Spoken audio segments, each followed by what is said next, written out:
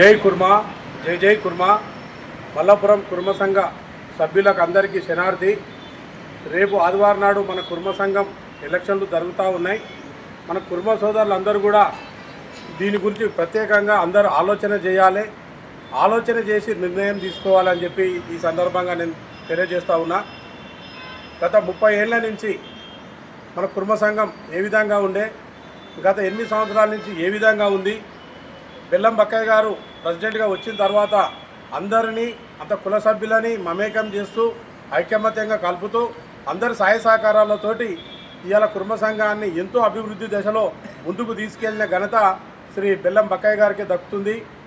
అట్లాగే ఇంకా కొన్ని సమస్యలు ఉన్నాయి, అవన్నీ కూడా తీర్చాలంటే అందరినీ కలుపుకొని పోయి అందరి ద్వారా అందరి మెప్పు పొంది ముందుకు తీసుకుపోయే మంచి మనసున్న వ్యక్తి.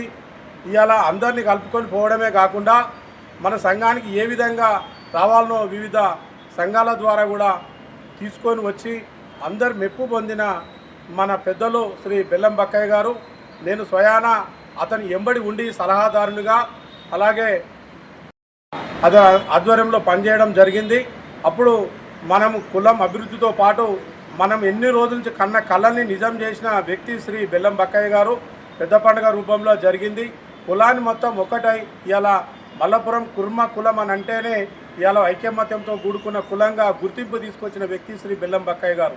కనుక రేపు జరగబోయే ఎలక్షన్లో ఆదివారం నాడు మీ అమూల్యమైన ఓటు కుర్మ సంఘం శ్రీ బెల్లం బక్కయ్య గారికి వేసి రేపు రాబోయే అభివృద్ధిలో కూడా మన వంతు భాగస్వామ్యం కావాలని చెప్పి నేను మనస్ఫూర్తిగా కోరుతా ఉన్నా. నేను ప్రత్యేకంగా అతనికి శుభాభినందనలు కూడా తెలియజేస్తా ఉన్నా. కులం అంటే చాలా ఎంతో ప్రేమతో కూడుకున్న వ్యక్తి.